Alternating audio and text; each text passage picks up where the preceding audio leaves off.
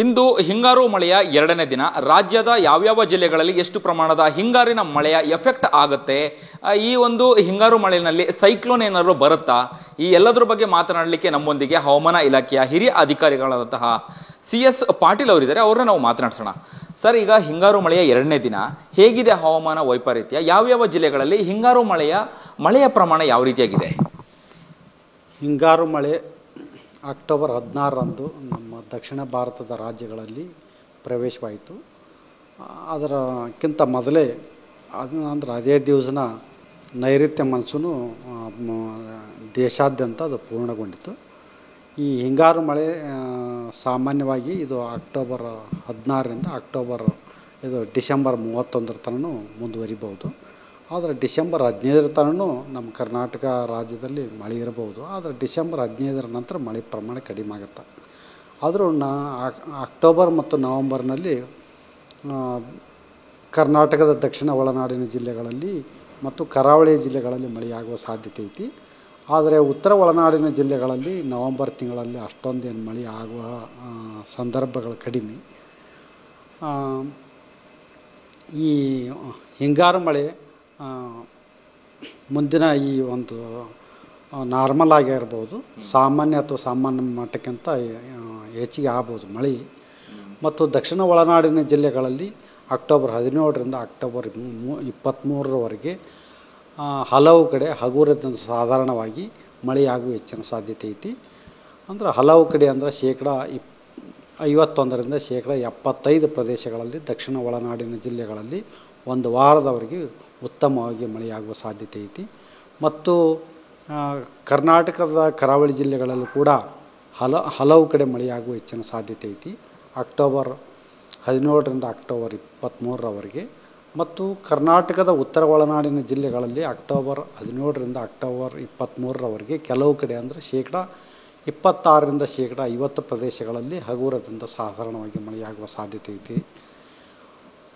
ಇದಕ್ಕೆ ಮುಖ್ಯ ಕಾರಣವೇನೆಂದರೆ, ಈಗ ಅರಬ್ಬಿ ಸಮುದ್ರದ ಕೇರಳ ಮತ್ತು ಲಕ್ಷದ್ವೀಪ ಕರಾವಳಿಯಲ್ಲಿ ಒಂದು ಅಕ್ಟೋಬರ್ 19ರಂದು ವಾಯುಭಾರ ಕುಸಿತವಾಗುವ ಹೆಚ್ಚಿನ ಸಾಧ್ಯತೆ ಐತಿ. ಇದರಲ್ಲಿಂದ ಗಾಳಿಯ ವೇಗ ಜಾಸ್ತಿಯಾಗಿ ನಮ್ಮ ಕರ್ನಾಟಕ ರಾಜ್ಯಾದ್ಯಂತ ಮುಂದಿನ ಒಂದು ವಾರದವರೆಗೆ ಉತ್ತಮವಾಗಿ ಮಳೆಯಾಗುವ ಹೆಚ್ಚಿನ ಸಾಧ್ಯತೆಗಳಾದ.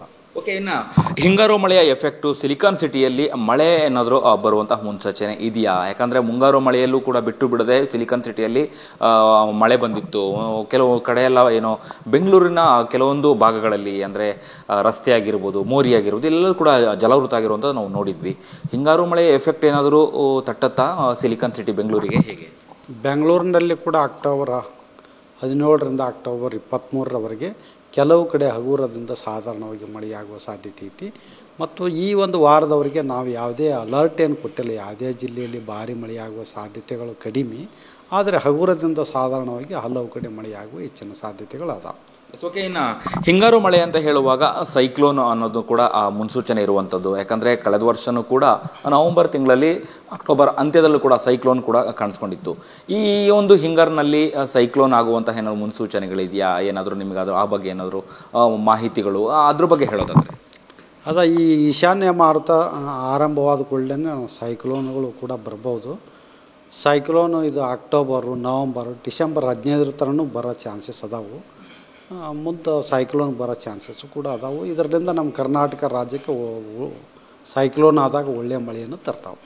ಓಕೆ, ಅಂದರೆ ಹಿಂಗಾರು ಮಳೆ ಎಲ್ಲಿವರೆಗೆ ಇರುತ್ತೆ ಸರ್? ಈಗ ಅಕ್ಟೋಬರ್ ಅಂತ್ಯನ, ನವಂಬರು, ಡಿಸೆಂಬರು, ಎಲ್ಲಿವರೆಗೆ ಒಂದು ಹಿಂಗಾರು ಮಳೆ ಪ್ರಮಾಣ ಇರುವಂಥದ್ದು? ಉತ್ತರ ಒಳನಾಡಿನ ಜಿಲ್ಲೆಗಳಲ್ಲಿ ನವಂಬರ್ 15 ಅಥವಾ ನವಂಬರ್ 30 ತನಕ ಮಳೆ ಇರ್ಬೋದು. ಆದರೆ ಉತ್ತರ ಒಳನಾಡಿನ ಜಿಲ್ಲೆಗಳಲ್ಲಿ ಈ ಒಂದು ಈಶಾನ್ಯ ಮಾರುತಗಳ ಅದರಿಂದ ಮಳೆ ಆಗುವ ಸಾಧ್ಯತೆಗಳು ಕಡಿಮೆ. ಆದರೆ ಅಕ್ಟೋಬರ್ ತನಕ ಆಗ್ಬೋದು. ನವಂಬರ್ಲಿಂದ ಉತ್ತರ ಒಳನಾಡಿನ ಜಿಲ್ಲೆಗಳಲ್ಲಿ ಮಳೆ ಪ್ರಮಾಣ ಕಡಿಮೆ ಆಗ್ಬೋದು. ಆದರೆ ದಕ್ಷಿಣ ಒಳನಾಡಿನ ಜಿಲ್ಲೆಗಳಲ್ಲಿ ಅಕ್ಟೋಬರ್, ನವಂಬರ್ ಪೂರ್ತಿ ಮಳೆಯಾಗುವ ಸಾಧ್ಯತೆಗಳದಾವು.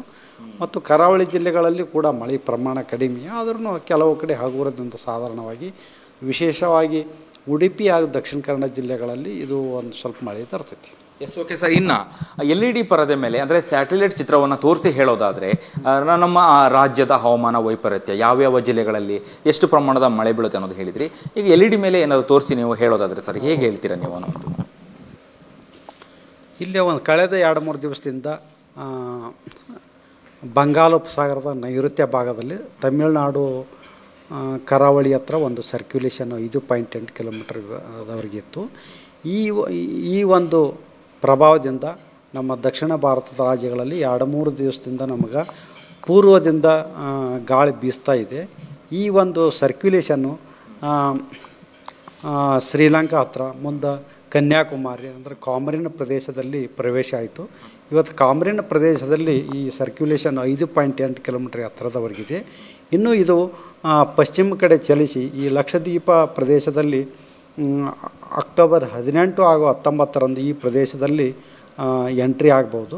ನಂತರ ಇಲ್ಲಿ ತೀವ್ರಗೊಂಡು ವಾಯುಭಾರ ಕುಸಿತವಾಗುವ ಹಿನ್ನೆಲೆಯಲ್ಲಿ ಇದರಲ್ಲಿ ನಮಗೆ ಪ್ರೆಷರ್ ಗ್ರೇಡಿಯಂಟ್ ಜಾಸ್ತಿಯಾಗಿ ಗಾಳಿಯ ವೇಗ ಜಾಸ್ತಿ ಆಗುತ್ತೆ. ಇದರಿಂದ ನಮಗೆ ಬಂಗಾಳ ಉಪಸಾಗರದಿಂದ ಸಾಕಷ್ಟು ತೇವಾಂಶವನ್ನು ತರುವುದರಿಂದ ಮುಂದಿನ ಒಂದು ವಾರದವರೆಗೆ ಕರ್ನಾಟಕದ ದಕ್ಷಿಣ ಒಳನಾಡಿನಲ್ಲಿ ಹಾಗೂ ಕರಾವಳಿ ಜಿಲ್ಲೆಗಳಲ್ಲಿ ಹಲವು ಕಡೆ ಮಳೆಯಾಗುವ ಸಾಧ್ಯತೆಗಳದಾವು, ಹಗುರದಿಂದ ಸಾಧಾರಣವಾಗಿ. ಆದರೆ ಉತ್ತರ ಒಳನಾಡಿನ ಜಿಲ್ಲೆಗಳಲ್ಲಿ ಕೆಲವು ಕಡೆ ಹಗುರದಿಂದ ಸಾಧಾರಣವಾಗಿ ಮಳೆಯಾಗುವ ಸಾಧ್ಯತೆಗಳದಾವು. ಈಗ ಕೆಂಪು ಬಣ್ಣದ ಮಾರ್ಕ್ ಇದೆಯಲ್ಲ ಸರ್, ಗುರುತಿದೆಯಲ್ಲ, ಅದು ಏನು ಸರ್, ಅದನ್ನು ಹೇಳೋದು?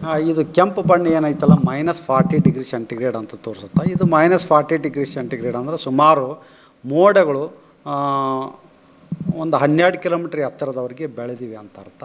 -60 ಅಂದ್ರೆ 14-15 ಕಿಲೋಮೀಟರ್ ತನೂ ಮೋಡಗಳು ಬೆರಿತಾವು. ಇದರಿಂದ ಇದು ಏನು ಮಾಡ್ತಂದ್ರೆ ಇದು ತೀವ್ರಗೊಂಡು ಪ್ರೆಷರನ್ನು ಅಂದರೆ ವಾಯುಭಾರ ಕುಸಿತ ಆಗಲಿಕ್ಕೆ ಇದು ಒಂದು ಕಾರಣವನ್ನು ಒಡ್ಡುತ್ತೆ. ಈ ವಾಯುಭಾರ ಕುಸಿತವಾದ ಮೇಲೆ ನಮಗೆ ಗಾಳಿಯ ವೇಗ ಜಾಸ್ತಿ ಆಗುವುದರಿಂದ ನಮಗೆ ಅವು ಮಾರುತಗಳ ಬಿರುಸು ಅಂದರೆ ಮಾರುತಗಳು ಪ್ರಬಲವಾಗಿ ನಮಗೆ ಮಳೆಯನ್ನು ತರಿಸ್ತಾವೆ. ನೀಲಿ ಬಣ್ಣ ಅದು ಅಷ್ಟೊಂದು ಏನು ಎತ್ತರ ಇರೋಲ್ಲ, ಕಡಿಮೆ ಎತ್ತರದಲ್ಲಿ ಇರ್ತೈತಿ. ಅವು ಮೋಡಗಳು ಆದರೆ ಅಷ್ಟೊಂದು ಎತ್ತರದಲ್ಲಿ ಇರೋಲ್ಲ. ಓಕೆ ಸರ್, ಧನ್ಯವಾದಗಳು. ಧನ್ಯವಾದಗಳು. ಇದಿಷ್ಟು ಮುಂಬರುವಂತಹ ದಿನಗಳಲ್ಲಿ ಏನು ಅಕ್ಟೋಬರ್ 17ರಿಂದ 23ನೇ ತಾರೀಕಿನವರೆಗೆ ರಾಜ್ಯದಲ್ಲಿ ಹಿಂಗಾರು ಮಳೆಯ ವ್ಯತ್ಯಾಸ ಆಗುವಂಥದ್ದು, ಯಾವ್ಯಾವ ಜಿಲ್ಲೆಗಳಲ್ಲಿ ಎಷ್ಟು ಪ್ರಮಾಣದ ಮಳೆ ಬೀಳುತ್ತೆ, ಸೈಕ್ಲೋನ್ ಬಗ್ಗೆನೂ ಕೂಡ ಮಾಹಿತಿಯನ್ನು ನೀಡಿದಂತಹ ಹವಾಮಾನ ಇಲಾಖೆಯ CS ಪಾಟೀಲ್ ಅವರ ಮಾತುಗಳಾಗಿತ್ತು. ಕ್ಯಾಮ್ರಾ ಪರ್ಸನ್ ಉಲ್ಲಾಸ್ ಜೊತೆ ಅಭಿಜಿತ್ ಗಣೇಶ್, ಕರ್ನಾಟಕ ಟಿವಿ, ಬೆಂಗಳೂರು. ದೇಹದಲ್ಲಿ ಬ್ಯಾಡ್ ಕೊಲೆಸ್ಟ್ರಾಲ್ ಜಾಸ್ತಿ ಆದಾಗ ಹಾರ್ಟ್ ಅಟ್ಯಾಕ್ ಆಗೋ ಚಾನ್ಸಸ್ ಜಾಸ್ತಿ. ಇತ್ತೀಚೆಗಂತೂ ಸಿಕ್ಕಾಪಟ್ಟೆ ನ್ಯೂಸ್ನ ಕೇಳ್ತಾನೆ ಇದ್ದೀವಿ. ಸೊ ಬ್ಯಾಡ್ ಕೊಲೆಸ್ಟ್ರಾಲ್ನ ಕಮ್ಮಿ ಮಾಡೋದಕ್ಕೆ ಉತ್ತಮವಾದ ಆಹಾರ ತುಂಬಾ ಇಂಪಾರ್ಟೆಂಟ್. ಜೀನಿ ಸ್ಲಿಮ್ ಯೂಸ್ ಮಾಡಿ. ಕರೆಕ್ಟ್, ಜೀನಿ ಸ್ಲಿಮ್ನಲ್ಲಿ ಇರುವಂತಹ ಎಷ್ಟೋ ಆಹಾರ ಧಾನ್ಯಗಳು ಕೊಲೆಸ್ಟ್ರಾಲ್ ಲೆವೆಲ್ನ ಕಮ್ಮಿ ಮಾಡೋದಕ್ಕೆ ಹೆಲ್ಪ್ಫುಲ್ ಆಗುತ್ತೆ. ಸೊ ಹೆಲ್ದಿ ಆಗಿರಿ, ಜೀನಿ ಸ್ಲಿಮ್ನ ಯೂಸ್ ಮಾಡಿ.